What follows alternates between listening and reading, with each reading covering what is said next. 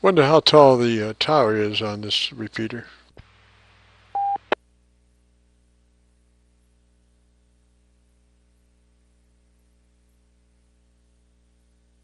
Well, the base of the tower's at 1,500 foot, and the antenna's like 270 or 75 up on the tower. Roger, is it at the top of the tower, do you know, or does it have its own tower, or share a tower? Or? No, it's on the EOC tower. Well, I tell you what, it is an excellent choice. Certainly is an excellent. You know, this old saying, "There's nothing better than the right antenna at the right place," and this repeater certainly is that. You know, BEREA just shines. Yeah, hopefully we're going to make it better. We've been having problems with it. Getting ready to put a new antenna in here before long, hopefully. Is that right? Wow.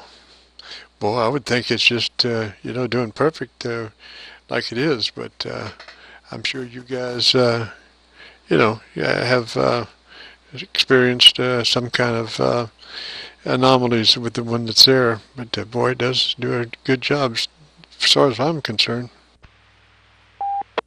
Yeah, these times when it rains, we think we get some water in the antenna.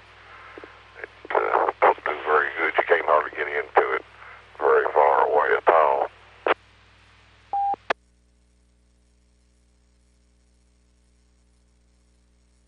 Yeah, now that can be a problem. Usually, though, if it does that, it doesn't resolve itself immediately. You know, moisture in an antenna usually hangs out for, you know, maybe a week or two. You know, VHF or UHF maybe a month. Yeah, this is not a commercial antenna that's on it. It's a diamond dual band repeater antenna, but we've purchased one of the 4-bay commercial antennas to put on it. Hopefully we'll have more problems. Oh, Roger that. This one is mounted at the top of the tower, not side mounted, right? No, it's not at the top. It's side mounted. I think this tower's about 400 foot tall. We're somewhere like about 270. My. Well, obviously it's probably mounted on the west side, I would think. Judging by the signal coming back here, I doubt it would be mounted on the east side of the tower. Yeah, I can't remember. I believe it is kind of on the northwest corner of it. Something thereabouts. I can't remember exactly. But yeah, it would be on the northern side. Roger, yeah, it always favors the side that it's mounted on. It's kind of becomes almost like a two-element beam. The tower acts like the reflector, and so you usually would pick up a good 3 dB gain on the side that it's mounted on, and 3 dB loss on the side that it's not mounted on. Yeah, it used to. It was about a quarter of a mile further south from where it's at on top of a water tower, and it was open all the way around then. I did talk back into it when it was there once, sitting in the parking lot at Freedom Hall on a quarter-wave antenna. Where it was mounted before. Yeah, where it was at before, but I haven't tried it. Of course, the other repeater's doing like 75 watts too. You can hear it better in the mobile off the distance, but this one's doing, I don't know, about 35, I think it is, thereabouts, maybe a little bit less. Roger, like 50 into the cavities or into the tuning jobbers. No, it's a Kenwood repeater. I think highs, I don't know, 30, 35 watts, something like that. It don't do a whole lot. Well, it sure does enough. It just like I say, I have no idea. I've got 7 different Yagis, and I'm getting the peg out on 4 of them, and a couple of them aren't even headed that way. Well, let me jump off here. There's a bunch in here. May want to holler at you, but yeah, you're making a repeater, no problem. Good, clean audio. So we'll talk at you a little later. K1Y4SG, and I'll be clean. Roger, Roger. 3 is that away. Have a good day, sir. It's KC9VKV, 3 miles west of Louisville.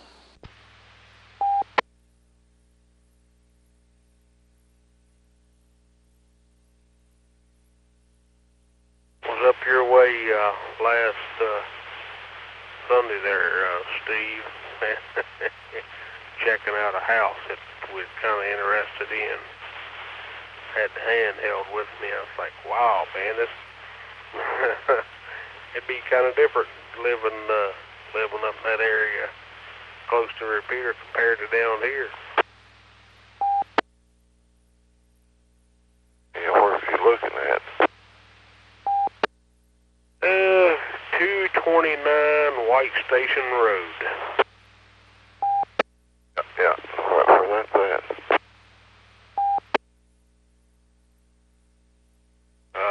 Wife sent the realtor an email, but hadn't heard nothing back, so I guess she'll get online there and get the phone number and call them.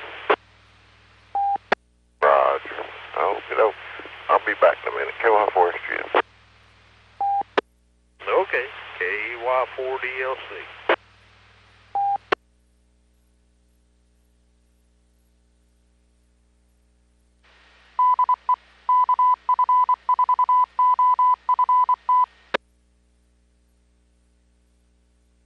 Yeah, you guys have a pretty good roundtable in the mornings on this one.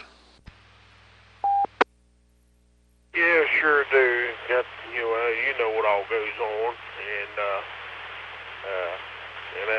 that's good though. You know, kind of nice to have a machine that if you gave out a yell, you might find somebody on compared to other places and areas that I've been to. Oh, that's Roger. Yeah, it's like a ghost town on a lot of the repeaters.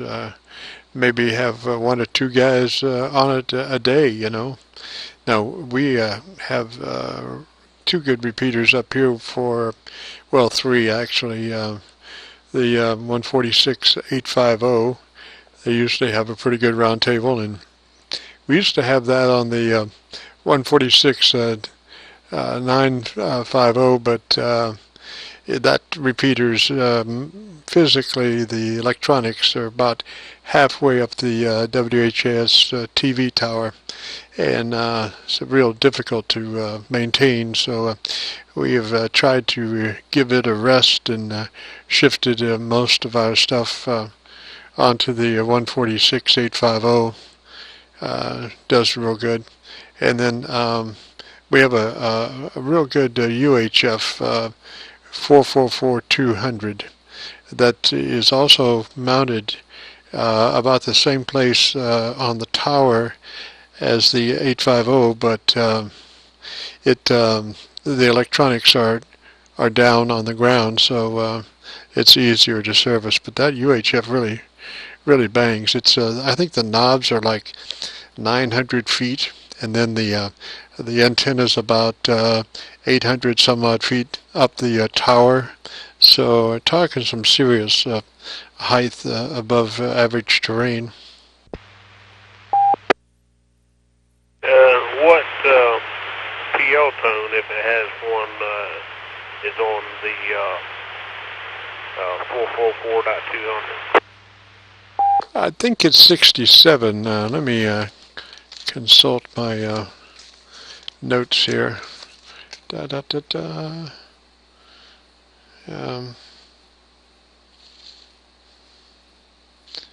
Yeah, it is 67, and the 146.850 is non-PL, does not have a PL on it.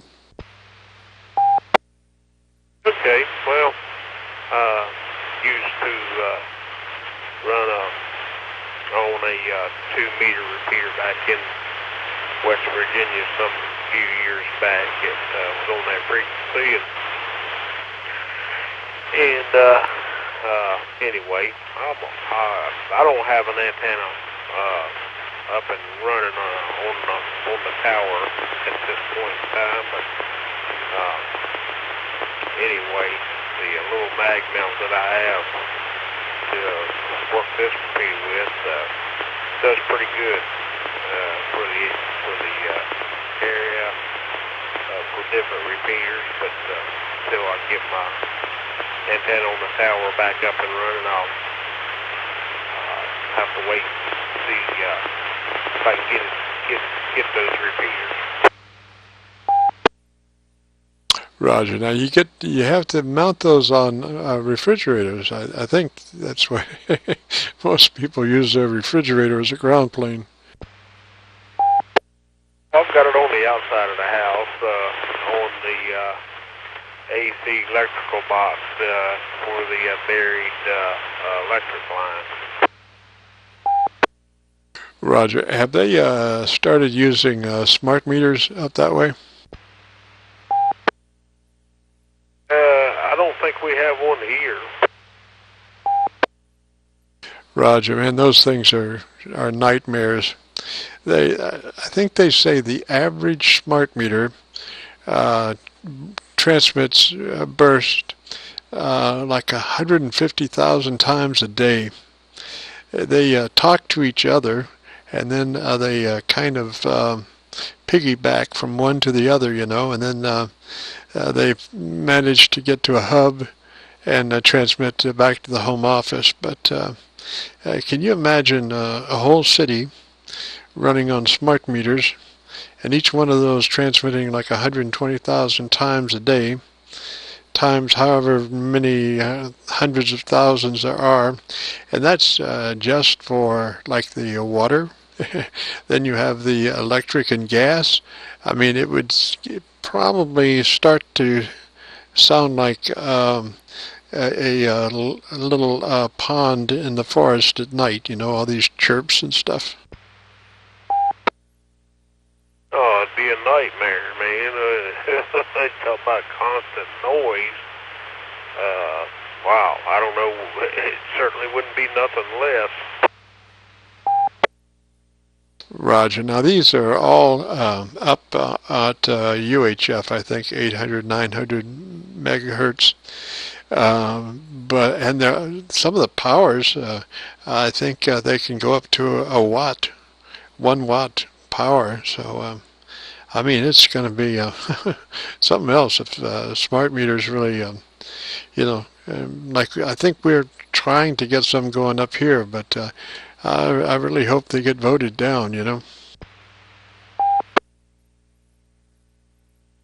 Yeah, be sure to do your part for, you know, if they have the locals putting in their vote.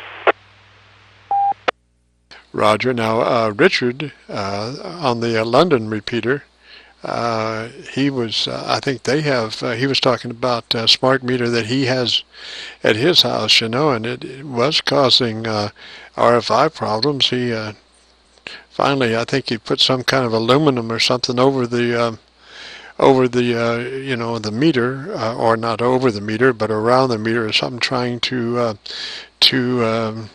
shield some of that noise away. But I don't know how successful he was.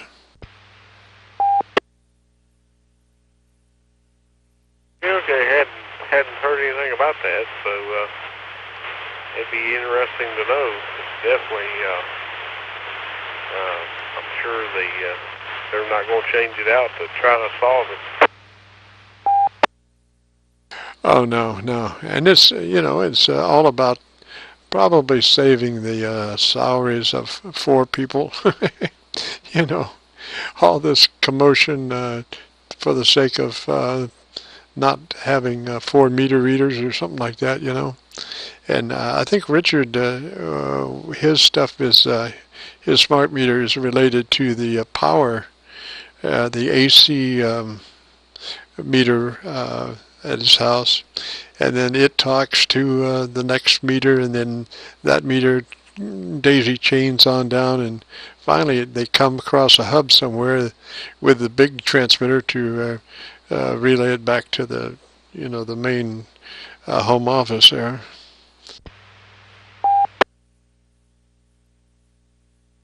Well, that's definitely pretty neat, but I don't know. It's a shame that it's replacing somebody that might need a job.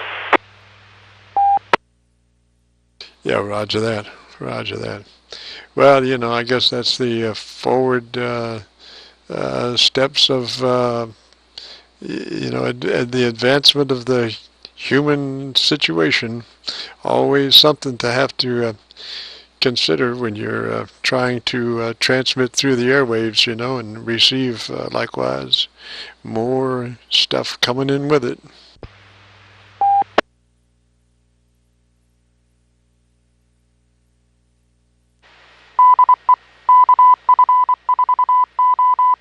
KY4DLC.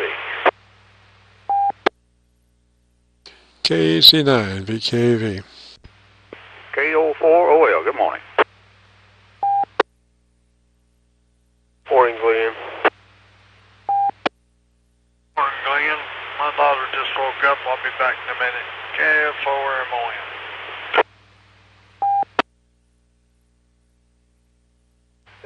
Jim, what was that 440 repeater you was talking about up there in Louisville with the 67 hertz tone?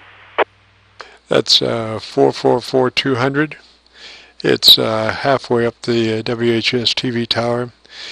Footprint is probably around 70 miles. Roger. Yeah, I might try it on my beams here. Be good to know about that, and go down to Shelbyville sometime. Roger, roger. Well, you got the best one down there. That's Shelbyville 050 Will's repeater. Boy, that's a tiger. That one and his, up around, gosh, I never can recall the place where he is. But between Shelbyville and the other one he's got, they're both on 050 frequency. They've got the state covered, Yeah, that's Williamsburg. Yeah, they'll cover from down in Tennessee up into Louisville anyway, over in Indiana, up that way. But a little gap between the two if you're running mobile up in this area. Not always easy to get into it, but base you'll probably get into one of them.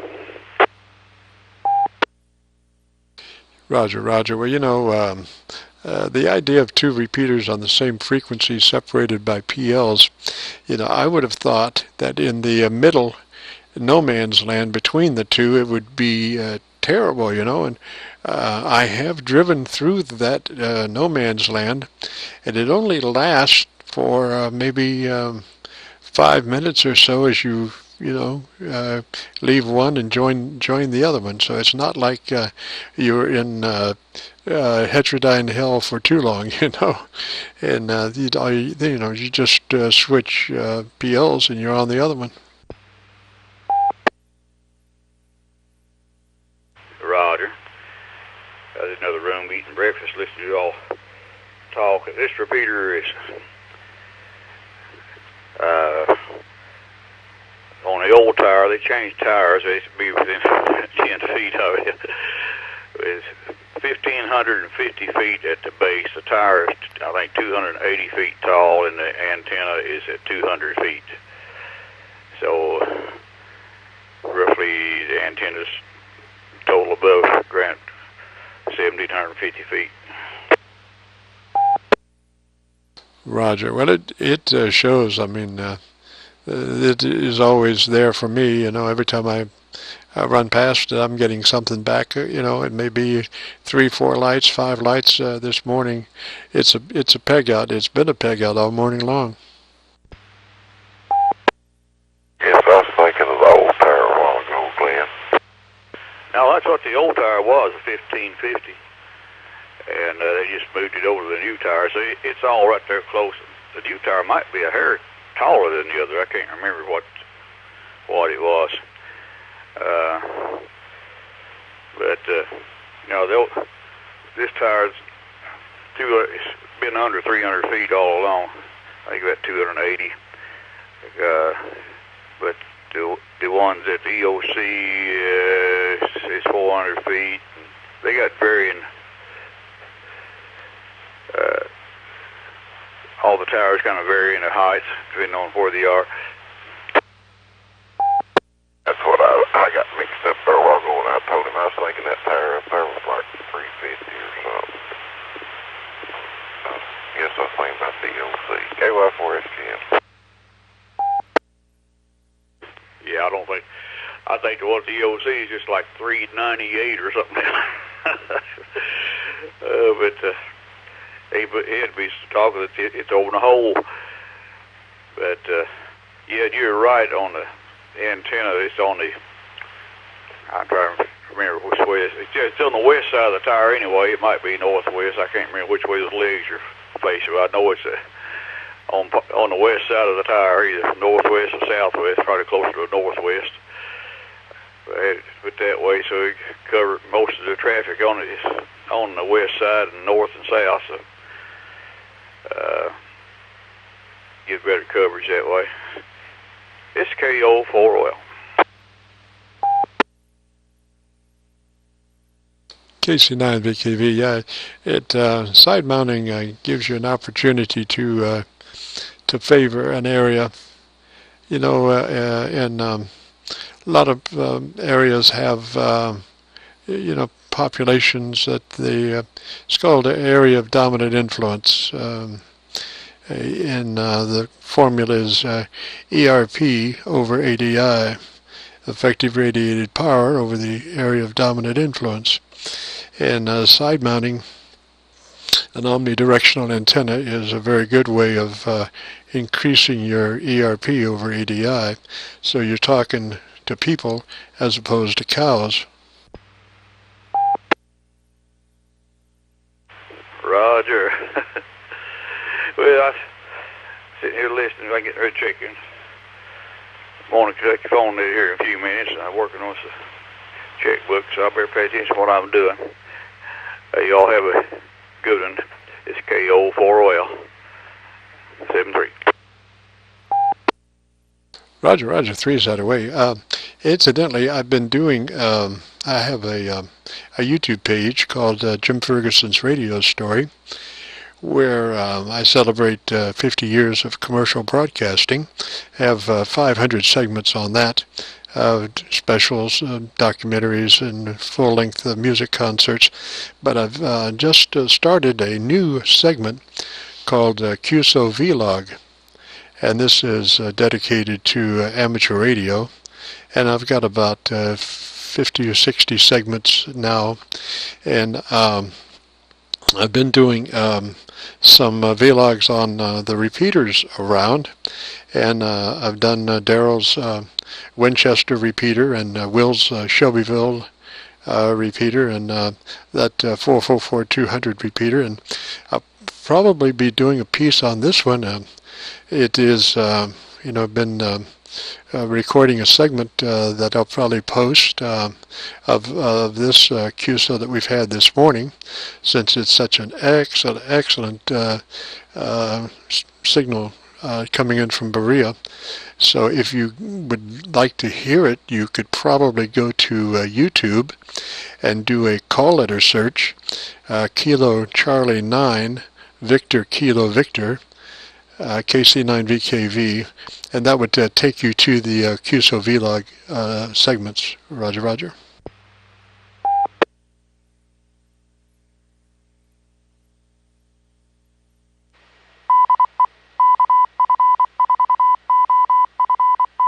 Yeah, it'd be interesting.